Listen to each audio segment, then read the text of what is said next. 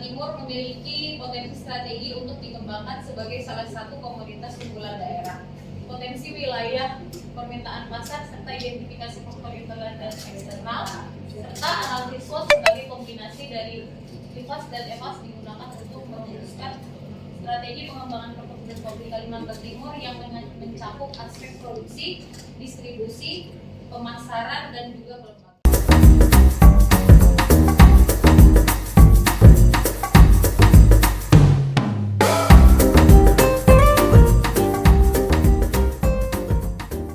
Halo dan selamat datang kembali. Hari ini kita akan membahas sesuatu yang sedikit berbeda. Kita akan menyelami sebuah riset akademis. Ini skripsi dari mahasiswi Universitas Mula Warman, Gloria Benedicta Saragih Turnip.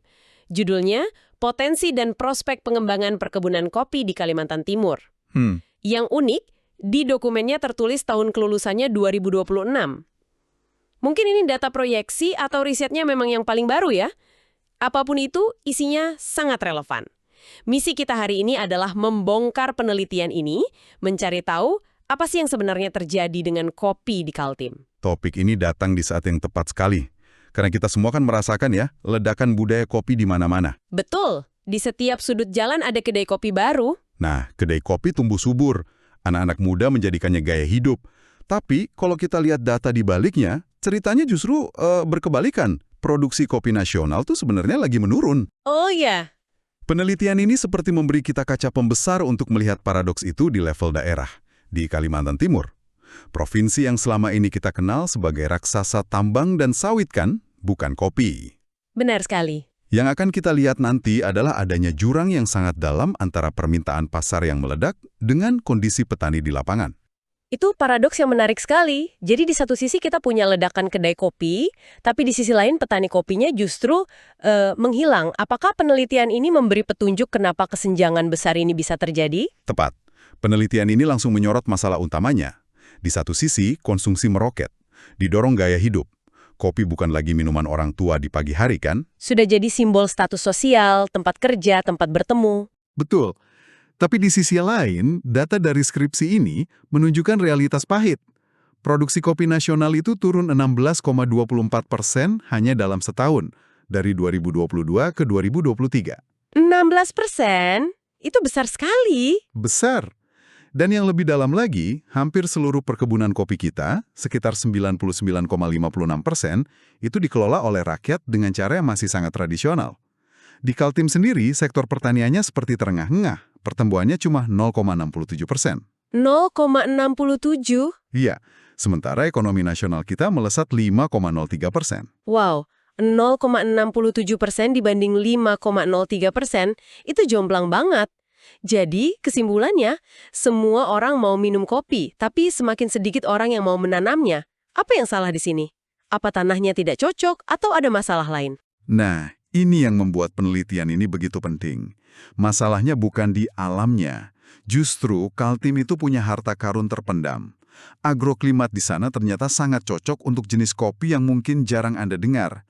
Kopi Liberica. Liberica? Betul, kopi ini istimewa. Kalau kopi lain butuh dataran tinggi yang sejuk, Liberica ini justru jagoan di dataran rendah, antara 0 sampai 900 meter di atas permukaan laut. Bahkan, dia toleran ditanam di lahan gambut. Wow. Ini potensi raksasa yang sama sekali belum tergarap. Jadi, penelitian ini berangkat dari 3 pertanyaan mendasar. Sebenarnya seberapa besar potensinya? Prospek ke depannya bagaimana? Dan yang paling krusial, apa sih yang bikin pengembangan kopi di Kaltim ini mentok selama ini? Tunggu dulu, kopi Liberica. Saya kira kopi itu ya cuma Arabica dan Robusta. Liberica ini rasanya seperti apa? Apa bedanya? Pertanyaan bagus. Liberica ini punya profil rasa yang sangat unik. Sering dideskripsikan punya aroma buah nangka atau cempedak. Oh, menarik. Sangat eksotis dan berbeda dari rasa pahit Robusta atau rasa asam buah dari Arabica. Ini bisa jadi nilai jual yang luar biasa kalau dikelola dengan benar. Nah, untuk menjawab 3 pertanyaan besar tadi, penelitian ini menggunakan kerangka kerja yang sistematis. Oke. Bisa dibayangkan seperti ini. Penelitinya mengumpulkan semua data kondisi yang ada. Itu inputnya. Lalu, semua data itu dibedah pakai pisau analisis yang sangat tajam namanya SWOT. Itu prosesnya. SWOT. Oke, strength, weaknesses, opportunities, threats. Tepat. Dari hasil bedah itu, lahirlah resep atau rekomendasi strategi yang menjadi outputnya. Oke, jadi ada input, proses bedah pakai SWOT, lalu output berupa strategi.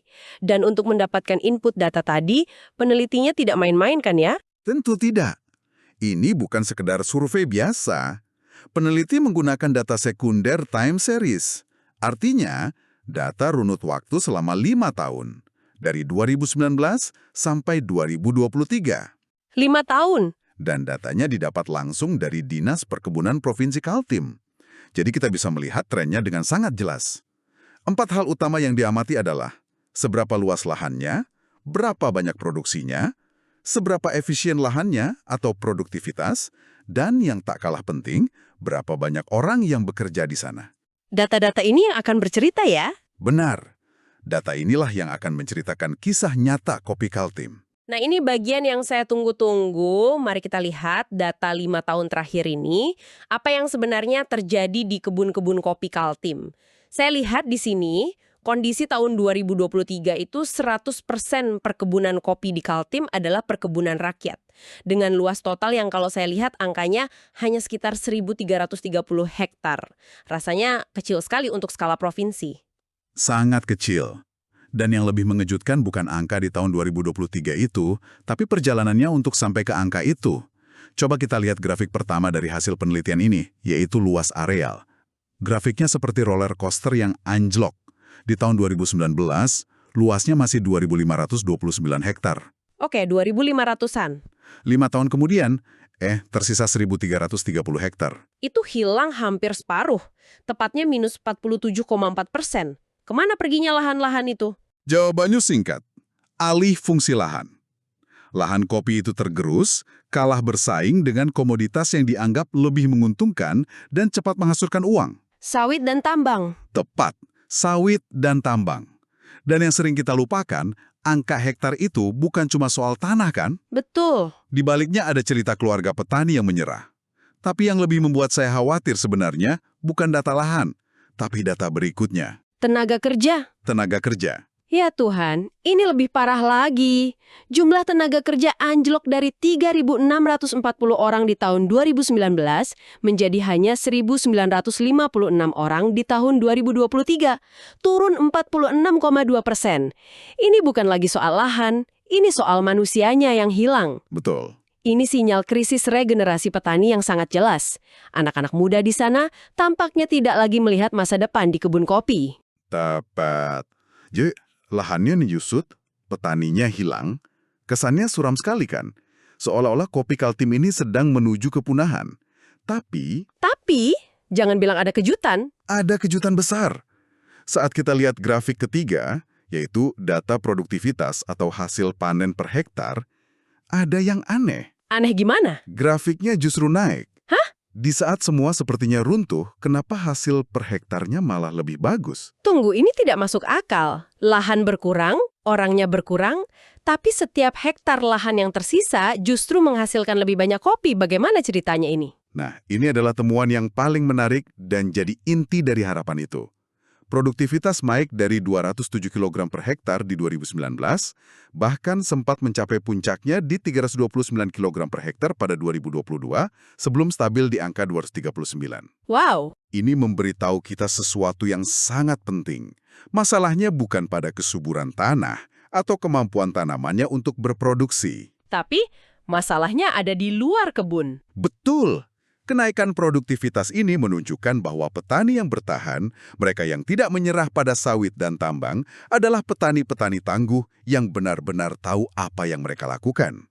Mereka mungkin menerapkan teknik budidaya yang lebih baik, pemupukan yang lebih efisien, lahan yang tersisa dikelola oleh orang-orang terbaiknya. Oke, jadi gambaran besarnya mulai terlihat. Kita punya masalah struktural yang masif, yaitu tekanan ekonomi dari luar yang membuat lahan dan petani hilang.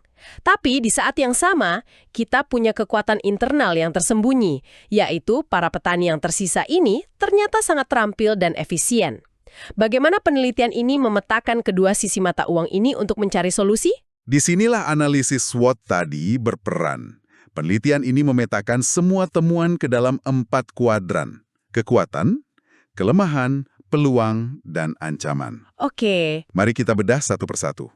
Dari sisi kekuatan internal, yang pertama jelas, produktivitas yang meningkat.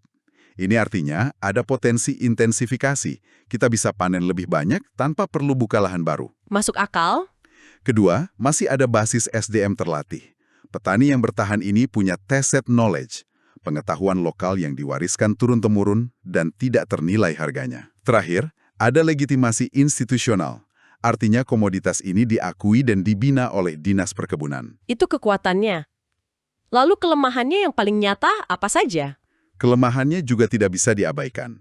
Yang paling jelas, skala usaha yang terus menyusut. Ini membuat pasokan menjadi tidak stabil. Tentu industri butuh konsistensi ya. Benar, industri atau kedai kopi besar butuh pasokan yang konsisten, dan ini sulit dipenuhi.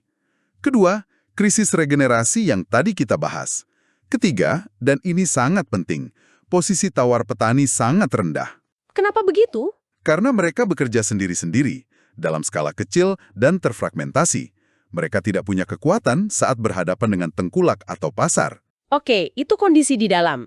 Sekarang, bagaimana dengan faktor dari luar? Peluang apa yang bisa diraih? Peluang di luar sana sangat besar. Pertama, tentu saja, budaya kopi yang sedang booming. Permintaan domestik ini luar biasa. Kedua, ada dukungan kebijakan dari pemerintah yang mulai sadar akan bahaya ketergantungan pada sawit dan ingin mendorong diversifikasi ekonomi. Wow, itu bagus. Ketiga, ada tren baru yaitu agrowisata. Orang-orang kota sekarang tidak hanya mau minum kopi, mereka mau merasakan pengalaman memetiknya. Dan terakhir, era digital. Ini membuka pintu pemasaran langsung ke konsumen lewat e-commerce, memotong rantai pasok yang panjang. Peluangnya terdengar menjanjikan. Tapi pasti ada ancamannya juga.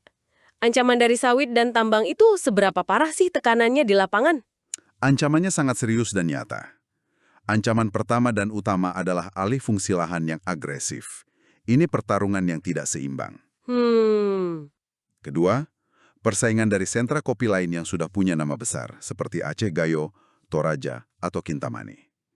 Ketiga, volatilitas harga global dan biaya input seperti pupuk yang terus naik. Dan terakhir, ancaman jangka panjang yaitu perubahan iklim dan risiko hama penyakit. Jadi lengkap ya? Lengkap. Jadi, Anda bisa lihat kan, ini seperti pertarungan antara peluang pasar yang sangat besar di luar sana melawan ancaman struktural dan kelemahan internal yang sangat serius. Gambaran pertarungannya sangat jelas. Jadi, setelah membedah semua ini, apa solusinya? Apakah kita harus menyerah saja atau ada jalan keluarnya? Penelitian ini pasti menawarkan resep strateginya, kan? Tentu. Bagian terbaik dari penelitian ini adalah tidak berhenti pada analisis masalah. Ia menawarkan 4 resep strategi yang sangat konkret, berdasarkan kombinasi dari analisis SWOT tadi. Kita mulai dari yang paling optimis, yaitu strategi SO. SO berarti menggunakan kekuatan untuk menangkap peluang. Tepat, ini strategi yang agresif. Agresif, saya suka itu. Seperti apa bentuknya? Pertama, fokus pada kopi specialty. Lupakan bersaing jumlah dengan daerah lain. Arahkan produktivitas tinggi yang sudah ada untuk menyasar pasar niche. Pasar yang rela membayar mahal untuk kualitas dan keunikan. Ciptakan branding yang kuat, misalnya Liberica Exotis dari jantung Kalimantan. Menjual ceritanya ya? Dan kedua, lakukan intensifikasi digital. Bekali para petani tangguh yang tersisa itu dengan pelatihan teknologi budidaya modern dan, yang terpenting, pemasaran online agar mereka bisa menjual langsung ke konsumen. Oke, jadi fokus pada kualitas unik dan pemasaran digital. Masuk akal. Lalu strategi kedua? Strategi kedua adalah WO, atau strategi turnaround. Tujuannya menggunakan peluang untuk mengatasi kelemahan internal. Karena lahannya sudah menyusut, jangan lagi berpikir soal volume. Jadi strategi pertamanya adalah revitalisasi bernilai tinggi. Maksudnya? Fokuskan semua sumber daya pada lahan yang tersisa untuk menghasilkan produk premium. Prinsipnya, high value, low volume. Sedikit tapi mahal. Dan cara mengatasi skala usaha petani yang kecil-kecil tadi bagaimana? Nah, itu strategi keduanya. Ciptakan model desa wisata kopi. Ini cara cerdas untuk mengatasi masalah skala kecil. Petani-petani kecil ini dikelompokkan dalam satu klaster desa wisata. Oh, jadi seperti agrowisata tadi. Betul, pendapatan mereka tidak hanya dari jual biji kopi, tapi juga dari turis yang datang untuk belajar, menginap, dan merasakan pengalaman kebun kopi. Bayangkan, Anda tidak cuma datang untuk beli kopi, tapi bisa ikut memetik, melihat proses sangrai, dan ngobrol langsung sama petaninya. Itu pengalaman yang dijual, bukan cuma produk. Itu ide yang brilian. Jadi pendapatannya bisa berlipat ganda dari lahan yang sama. Oke, itu 2 strategi yang ofensif. Sekarang bagaimana dengan strategi yang lebih defensif untuk menghadapi ancaman yang ada? Tepat. Kita masuk ke strategi ST, menggunakan kekuatan untuk menghadapi ancaman.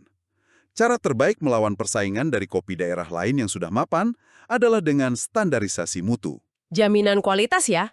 Benar, terapkan standar operasional yang ketat, misalnya wajib petik merah, proses pasca panen yang terkontrol. Ini akan menjadi pembeda utama. Kedua, manfaatkan tacit knowledge petani yang ada untuk melakukan budidaya adaptif. Misalnya, memilih varietas lokal yang sudah terbukti lebih tahan terhadap perubahan iklim atau hama. Dan strategi terakhir yang mungkin paling krusial untuk bertahan hidup. Ini adalah strategi WOT, strategi bertahan pamungkas. Meminimalkan kelemahan untuk menghindari ancaman. Pertama, penerapan agroforestry. Ini adalah pola tanam campuran, bukan monokultur. Tanam kopi di sela-sela pohon buah atau tanaman kayu. Apa tujuannya? Tujuannya ganda. Kebun jadi lebih produktif secara ekologis dan ekonomis, sekaligus memberi pendapatan tambahan saat harga kopi turun. Ini membuat petani lebih enggan menjual lahannya. Dan yang kedua, yang paling fundamental, adalah penguatan kelembagaan. Koperasi. Betul, petani tidak bisa lagi berjuang sendiri-sendiri. Mereka harus bersatu dalam wadah seperti koperasi yang kuat. Dengan koperasi, mereka bisa punya posisi tawar yang lebih tinggi, bisa membeli pupuk secara massal dengan harga lebih murah, dan bisa mengelola pemasaran secara kolektif. Intinya, ini bukan lagi soal bersaing dalam volume, tapi soal melakukan transformasi nilai tambah. Oke, setelah kita bedah semua ini, dari masalah sampai solusinya, apa kesimpulan utama yang bisa kita tarik? Apa artinya semua ini bagi Anda yang mendengarkan? Kesimpulan utamanya ada 2. Pertama, potensi kopi Kaltim itu nyata dan unik, terutama dengan adanya kopi Liberica. Tapi potensi ini berada di bawah ancaman kepunahan akibat penyusutan lahan. Kedua, tantangan terbesarnya bukan teknis, tapi bersifat struktural, tekanan dari komoditas lain, dan krisis regenerasi petani. Oke. Jadi bagi Anda, penelitian ini seolah mengatakan bahwa masa depan kopi Kaltim itu tidak ditentukan oleh seberapa banyak ton yang bisa mereka hasilkan. Tapi seberapa unik dan bernilai ceritanya? Tepat, seberapa unik, seberapa berkualitas, dan seberapa bernilai cerita di balik setiap biji kopi yang mereka tawarkan. Sebuah pergeseran paradigma dari kuantitas ke kualitas. Lalu, apa saran praktis yang diberikan penelitian ini dan apa yang bisa kita renungkan setelah ini? Sarannya sangat praktis. Untuk pemerintah, perlu ada program revitalisasi yang serius dan terarah. Jangan hanya seremonial, tapi benar-benar bantu petani dengan bibit unggul dan pendampingan. Untuk petani, mereka harus mengubah cara pandang. Jangan lagi hanya menjual buah kopi mentah, tapi mulailah belajar proses pasca panen untuk meningkatkan nilai jual, dan yang terpenting, bergabunglah dalam koperasi. Oke. Dan sebagai penutup, saya ingin meninggalkan satu pemikiran provokatif untuk Anda renungkan. Penelitian ini merekomendasikan kajian lanjutan tentang rantai pasok kopi untuk Pasar Ibu Kota Nusantara, IKN. IKN, tentu saja. Itu akan menjadi pasar yang sangat besar. Lebih dari sekedar pasar. Coba Anda bayangkan sejenak. Mungkinkah kopi Liberica lokal yang unik dan eksotis ini bisa menjadi kopi resmi IKN? Wah. Bukan hanya sebagai minuman yang disajikan di setiap rapat kenegaraan atau di setiap kafe di sana, tetapi sebagai simbol kebangkitan agribisnis lokal di tengah deru pembangunan yang masif. Jika itu terjadi, ini bisa mengubah total peta permainan dan nasib kopi di Kalimantan Timur. Sebuah simbol kebanggaan lokal di panggung nasional. Itu sebuah pertanyaan yang sangat menarik untuk masa depan. Terima kasih telah menyimak pembahasan mendalam kita kali ini. Sampai jumpa.